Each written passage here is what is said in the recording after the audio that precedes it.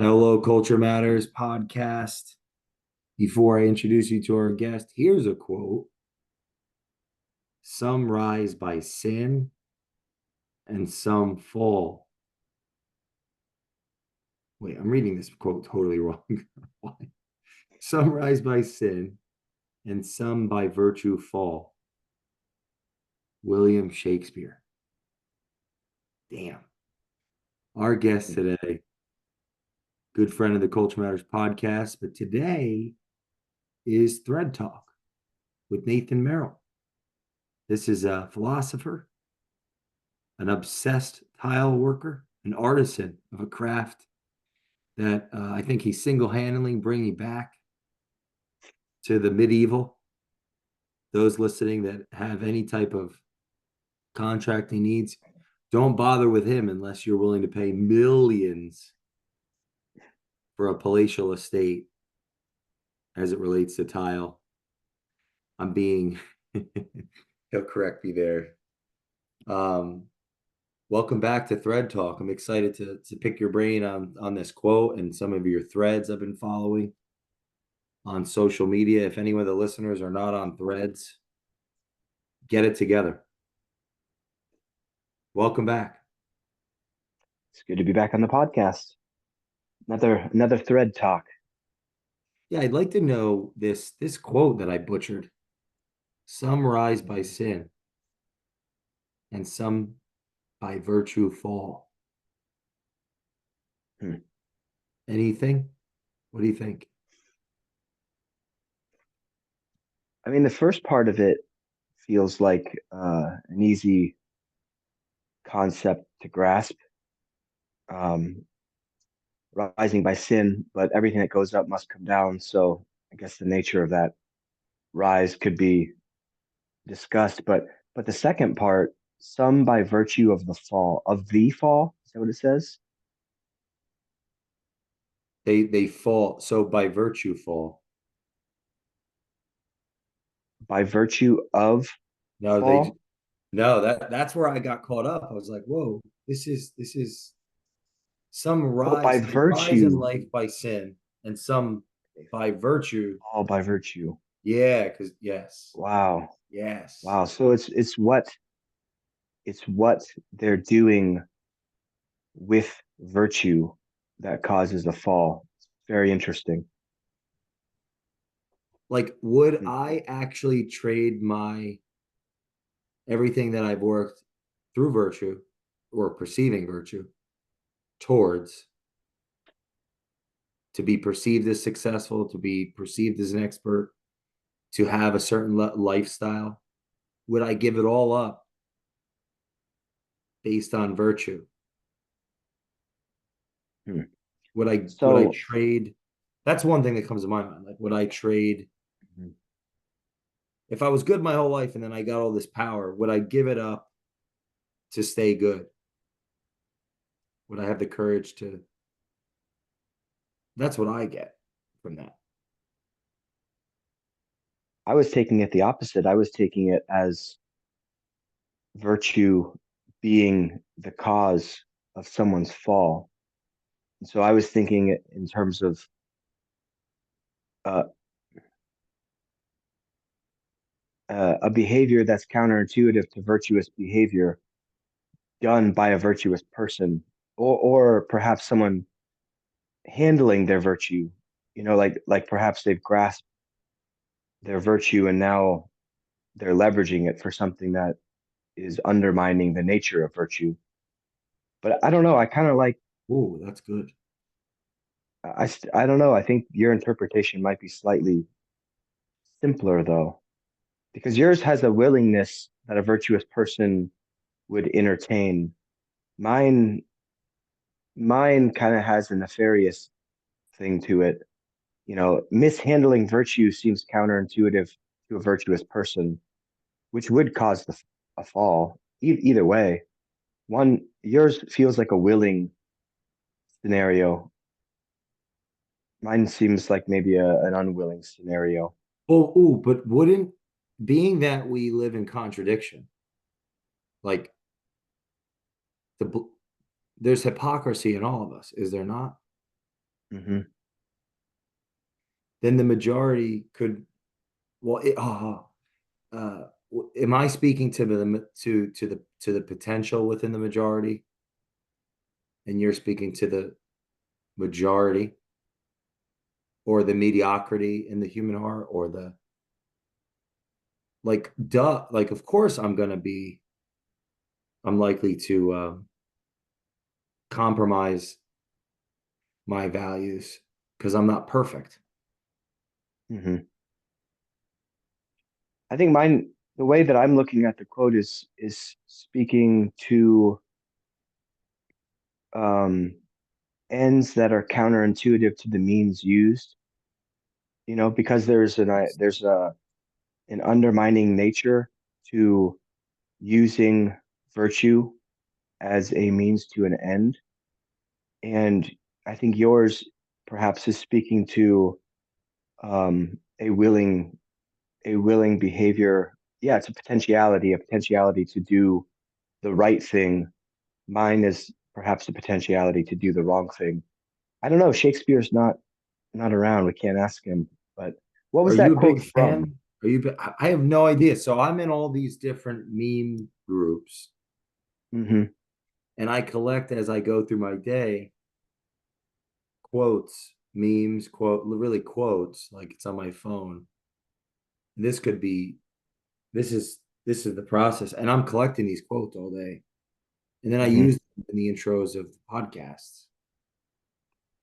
It's where I heavily get Yeah. my quotes. So I have no idea. It's in my phone from the last, I might collect 40 quotes a day.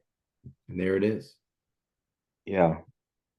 I I can't say that I'm a big fan in terms of historical appreciation for who he was. I'm a fan and I read Shakespeare. Actually, it's funny. There's Shakespeare, the Wow, complete nice. works right there. I do like to read Shakespeare. I find that his psychological depth is just it's mind-boggling. Um, those guys were not, I say those guys, back then when he was writing, um, we would assume, it's pre so many things about the modern world. I think we take simplistic interpretations of their mental capacity back then, but that's a real disservice to, I think it's the opposite. I think that back then people were in tune with the depths of the human psychological landscape. They just maybe didn't have the terminology that we have today. We've put terms on everything. Freud came along and did all this for the psychological field or landscape. Whereas back then, you might not have had the terms, but when you read it, you're reading nuanced and complicated storylines of human behavior that's like that just didn't come to him in a day. He sat and thought about the way that people behave. Well, his life, and that was his life's work, really was he's a student of human behavior. I mean, he had to be, at least if you read what he wrote. Mm. And how about you? I'm assuming you've delved into Shakespeare some. There's a lot of shame around that question, my friend. I've got this beautiful, complete work sitting in the perfect location as one enters our home and Yeah. looks into the, I don't know what you would call it, like lounging, talking slash, there's like a, yeah, Thanksgiving-esque dining room, with the chandeliers, all that. Like there's no TVs in that. What is that? The foyer where you walk in, and then Hmm. there's a sitting area where you could people sit and talk. The people that in theory we'd have at our home, we don't really entertain much. And they're sitting right there. There's books all over, but like the Shakespeare works are right between these two sitting chairs on Hmm. like a little table open, calling out to me. Hmm. I walk by it every day and don't notice it. I'm thinking of like Heidegger, something like what's Yeah. puts it in hand. Right. Right. So no, I haven't. I I have not read Shakespeare. It would be the best way to Mm, put it. yeah, I'd say, oh yeah, I've read Shakespeare. No, I have this call, but yeah, I haven't put in the work. Simple as that. And I think yeah, it's what a shame. yeah. I don't know if it's a shame as much as it's limited. We're just limited. We're limited beings. I mean, there's so much. I mean, I got just like you. Where is it? Let's see. Well, there's a big mirror, so you can't see it, but down there I've got the Encyclopedia Britannica classic works or whatever, like 30 volumes or I don't know. But it's Whoa. all it's the Greeks and the Romans and the Persians and the church fathers and all. I mean, you pick it up, any book that you pick up from this entire set is a it's a classic of literature. It's something that I don't want to say should, but if we were to prioritize the things that should or shouldn't be read, you'd think those would be the ones you'd go through first, but it's not quite how Have you ever heard of intellectual. Harold Bloom? Through you, I have recently quite a few times. I know you've put out a few thoughts about him. He was a literary critic, correct? Yeah, I want to read this to you, this excerpt. Hmm. I just happen to have it here because I was doing it just comes to mind. It's relevant. Here we go. It's the preface of this book called How to Read and Why. Hmm. There is no single way to read well, though there is a prime reason why we should read. Information is endlessly available to us. Where shall wisdom be found? If you are fortunate, you encounter a particular teacher who can help. Yet finally, you are alone, going on without further mediation. Reading well is one of the great pleasures that solitude can afford you, because it is, at least in my experience, the most healing of pleasures. It returns you to otherness, whether in yourself or in friends, or in those who may become friends. Imaginative literature is otherness, and as such, alleviates loneliness. We read not only because we cannot know enough people, but because friendship is so vulnerable, so likely to diminish or disappear, overcome by space, time, imperfect sympathies, and all the sorrows of familial and passional life. Hmm. Bloom was just one of those teachers, and he has Hmm. all these Hmm. unbelievable books on Shakespeare, different plays, and characters. And one of my Hmm. personal goals is to read him, like read him, right? One of my Hmm. advisors says, go read every book of like a couple people. I like that Hmm. idea. Read Yeah. every book of a couple people. But not just that. For you, I want to tell you this, and obviously the listener. He has a list of books. It's like his recommended authors. It's Hmm. almost 900, Oh, wow. and he read them all and the whole thing, the whole gamut in his career. And he's like, read these books, Hmm. or this is where you want to look. And he's like, really about like, don't get distracted with the filth. Yeah. Reminds me of Yeah. Schopenhauer. Like I've read a lot of filthy books. Hmm. I've wasted a lot of time Hmm. trying to climb into my liberal arts education Hmm. as a useful illiterate industrialist. Right. Right.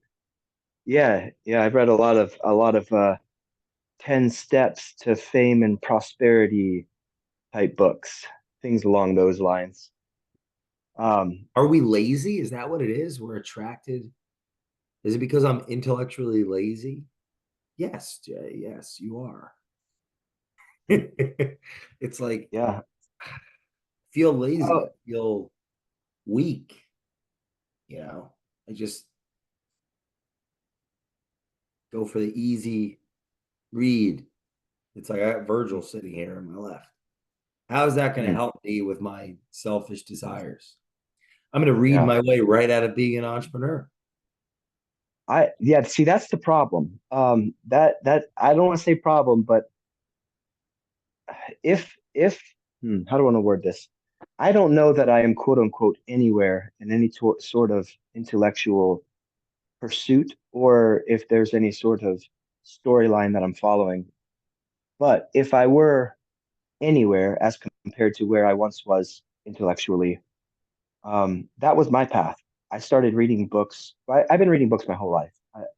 When I was a kid, I loved books, but when I became an adult and got serious about trying to make money and all that sort of thing, I went down the entrepreneurial path of reading books. And that's exactly what happened. I read all the one thing and ex- any of the like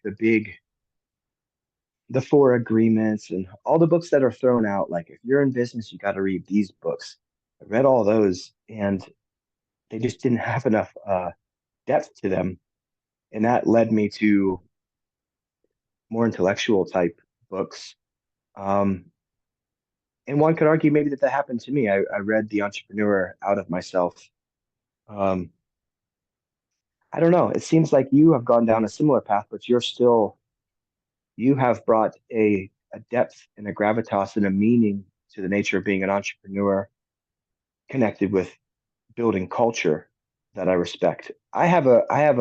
I've developed over the years a cynicism toward a lot of it that I have to guard personally. Um, because it's difficult. A lot of that stuff you pick up and read, and you think this is so vain and so shallow. And those who read it and those who write it are,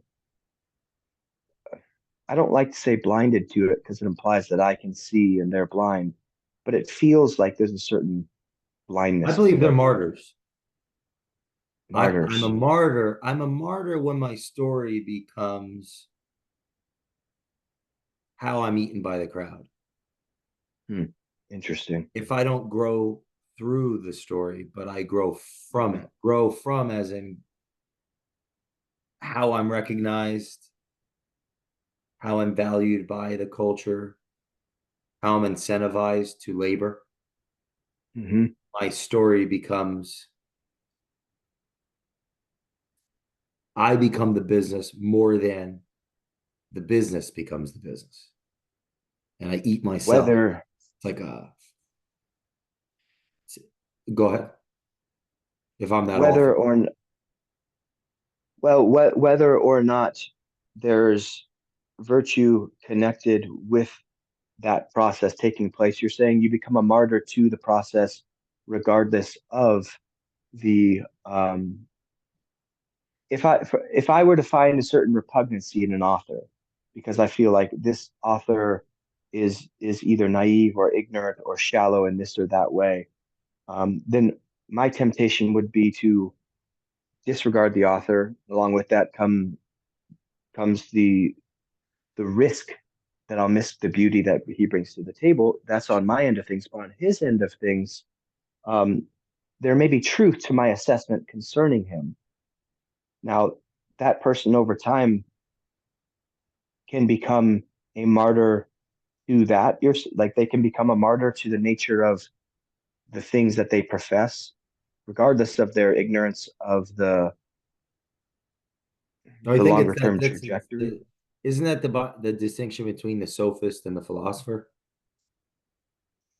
The sophist So, sells the truth, and the philosopher uncovers truth or facilitates a quest of truth that gives the individual. This is my view of it. Like each individual the best case opportunity to uncover truth in the development of unveiling their own truth to themselves. The sophist packages truth and sells truth as dogma. mhm, That's my. Uh, I do think there's at some point a regression to over autobiography the author mhm, because we're all if we all if human beings are creatures of paradox, uh, psychological paradox. Like we're imperfect. Well, Hmm. then we can miss the content being so wrapped up in deconstructing the character. But Hmm. there is a relation between character and content, I think. Hmm. But there Oh, may for not. sure. Yeah.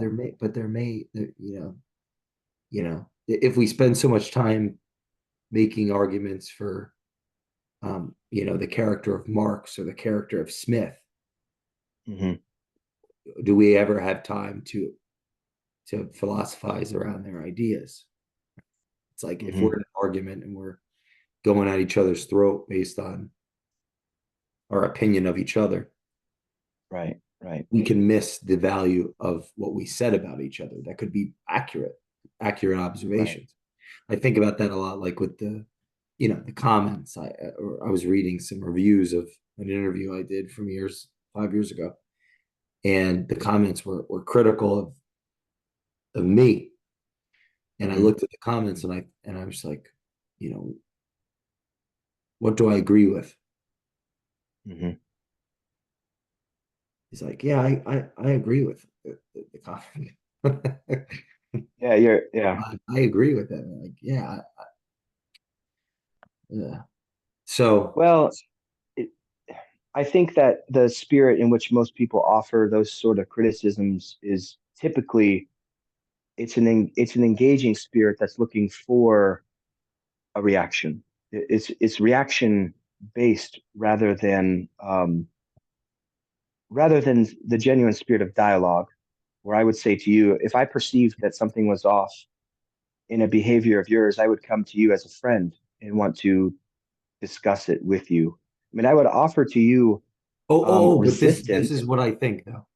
I think that my ability to listen to my friend Hmm.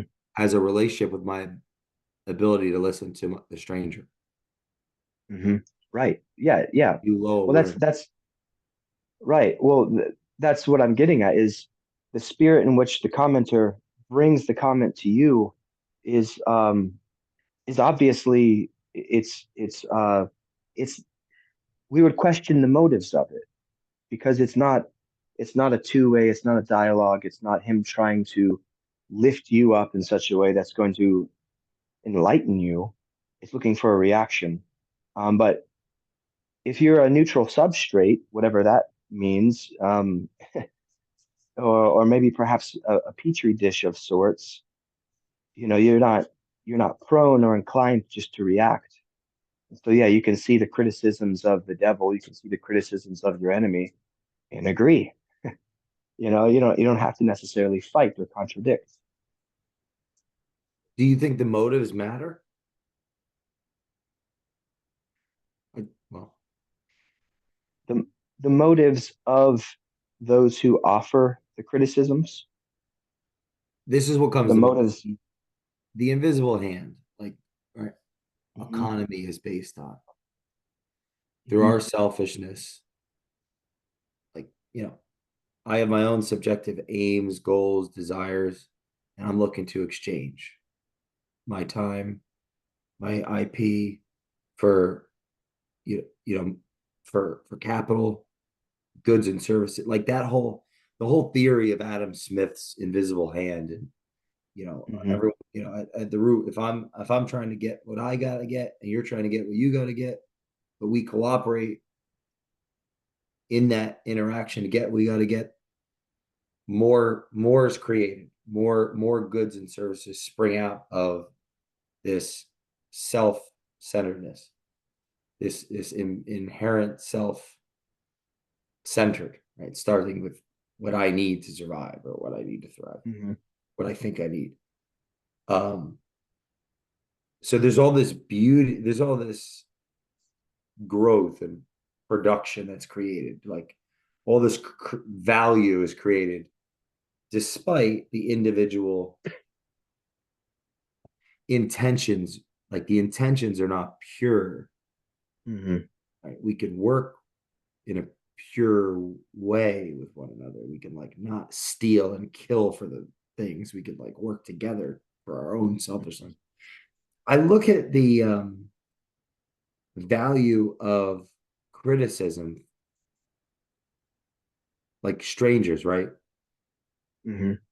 It's it's the same thing in the sense like how I approach it. If I'm open to it and looking for the like the content Hmm. underneath every vice or every, yeah, underneath the vice of my critic is value. It's like if I Right. could look through the vice, could be value that makes me better. So if I cooperate despite their perceived lack of cooperation, and it's still perceived, it's not like big, worked with, Hmm. I end up benefiting because I get, but there's this physiological response to the Hmm. what's said and what's felt. Right. There's a Hmm. physiological response to protect, to not listen, to guard, to Right. label, to negate, to compartmentalize. Oh, that's just somebody coming from this or doing this. That may all be true. Hmm. Just like it's true that you have your own reasons for working and doing this show, and I have my own reasons for doing this show Hmm. that are beneath the surface of like the reasons that we do it together. Right. We have our own reasons to play the game, and then we have the reason together how we're going to play the game in a way you want to play again. I'll play it. So I look at the same with feedback. It's like the value is in learning from the feedback, and the motives are, what do the motives matter? Right. They can matter, and they do physiologically. Like if somebody says, if I just feel so good about what I did about something, and then 10 people comment and say it was terrible, I'm going to feel like a loser, Hmm. right? I mean, like I'm going to feel less than, Right. like that. I'm going to have to contend with that. Like, am I less than? What do they mean? I'm going to have to like contend with all that. They can have some, it's like, there's got to be some connection with the truth and people that don't have skin in the game. Hmm. Hmm. And like Well, the people that do have skin in the game, the people that are closest to me tell me the truth, and I might not be able to handle it. So I don't know. I'm trying to figure this out, but there's like a connection between the people that have no skin in my game and their ability to tell the truth versus the people that have all the skin in my game that tell the truth that I can't hear because I'm not listening. So like if the better I listen to people that have no skin in the game, the better I can listen to people that do have skin in the game. If I only get my feedback, if I only get feedback from people that have skin in the game, the question is, what kind of skin do they have? Do they have skin in the game because I'm not aware that they're lying to me through omission to such a degree? Because I see this manifest in the corporate sense, right? With like hmm. the crowd effect, everybody clapping, not wanting to Right. upset the leader, Hmm. right? Not wanting to upset them because they have all the power. Yeah, I would say in an organization that's a top down influence. It's a cultural influence from the top down. If you see this in among leaders in organizations, the level of understanding and empathy is varying. And so in the organizations where it's high stress, it's high tension, everything's serious, we've we've married ourselves to this as a mission, a life or death mission. Um, there's psychological tension there that does not is not conducive toward that type of honest dialogue between subordinates and leaders, or however whatever term you want to use. So that's created from the top down, I would say, in that context. But really, harkening back to what you said about being able to see or not see, it's strange because if you really examine what we're talking about, we're looking at the ability of the individual to see the self. Because as these opinions come closer to one's own individual and personal identity, whatever that is, whatever form that takes internally, whoever you think you are, who is Jay Doran in your head? There's a story, there's a narrative. That narrative is probably changing. The story is probably changing. The story is probably at times filled with lots of confusion. If you're like me, then it's confused 24/7. But the point is I was talking with my wife the other day, and I thought, in my head, let me backtrack before I get to what I said to my wife. You see a lot of times people that are one way among crowds. The the nature of a person's behavior is varying. It's varying, I think, in correlation with who they're interacting with. How you interact with yourself is going to look probably most likely the opposite of how you will interact with the crowd, right? And that crowd can get as big as you want to scale it, as big as the opportunity is for you to interact with the crowd. The persona that is projected into the world toward many others, say 400 people, that is going to be, to the extent that you are psychologically aware or asleep internally about the stories that you tell yourself concerning your own identity and personage, um, that projected behavior toward that crowd is going to differ. It's going to vary to the degree that you are or are not in tune with the internal dialogue, the internal state, or perhaps there's consistency to that internal state. And so you have this guy, this charismatic leader, says all the right things. He's bubbly on the outside, he's smiley. And then you get a little closer to him. Say you're in a company and you're on a board with him. Now there's a layer of behavior that's going to come out that's slightly different. Perhaps there's more ugliness to him that you are unaware of at the coarser perspective. And then we move into his home, and now this individual manifests who is even different. As you see those varying degrees of behavior among individuals, I think what you're actually getting to is the truth of that person's internal story, right? And so if the trend is ugly as you come to the individual, then I think it's likely that internally they're still processing and working through a very uh, ugly story, narrative internally. Um, I think it's the opposite. It can be the opposite with a Christ. Think about Christ. As that message went out to the masses, the opposite thing took place. His reputation in his lifetime rose to the extent that it caused so much fear among those with power in his time that it ultimately killed him. But as you got closer to him and closer to the individual that Christ was, the story is inverted. It flips. He has a disciple named John, and John's the beloved disciple. And the picture in the Gospels between Christ and John is one of like, it's intense brotherhood. It's a love between two people. And this is a person who's as close to Christ as it gets. And so you see there's an inverse story there. And it's all proportionate to the internal state. It's proportionate to what's going on inside of the perspective. What's the story that the individual is telling themselves? So when it comes to receiving feedback and criticism in the nature of we were just talking, it's all going to be relative to what's happening inside of you. Mm. I would argue that 5 years ago, you, I knew you. I believe what was that 2000? I knew you 5 years ago. I would argue that you probably handled it pretty good back then. But if any sort of psychological progression has taken place in your life between then and now, you probably get more value out of that criticism now than you did then, you know, and that's proportional to probably pain.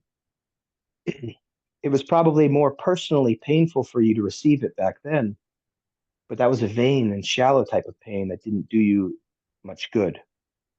Now you could see it as truer with less personal reaction and more pain. You could see it as truer with more pain and yet still come away with it with more value and more feedback, um, more traction from the criticism. And it's relative to the internal state. It's relative to the own maturity or lack of maturity that one's developed in relationship to the story that they tell themselves. And that's the primary filter or influencer of our externalized behavior is the origins of it. What's going on the inside? What's the internal narrative and story taking place? Thread Talk, another great episode. If It's you're fun. listening to A lot of this, fun. I challenge you to share this with your enemies. Share this with someone that you care for. Please leave a review on the Culture Matters podcast on Apple, Spotify. Nathan, how can people follow you? Instagram, Vision, Stone, and Tile. That'd be the best place. Please share this out to a friend. Leave a review. We will see you next time on Thread Talk.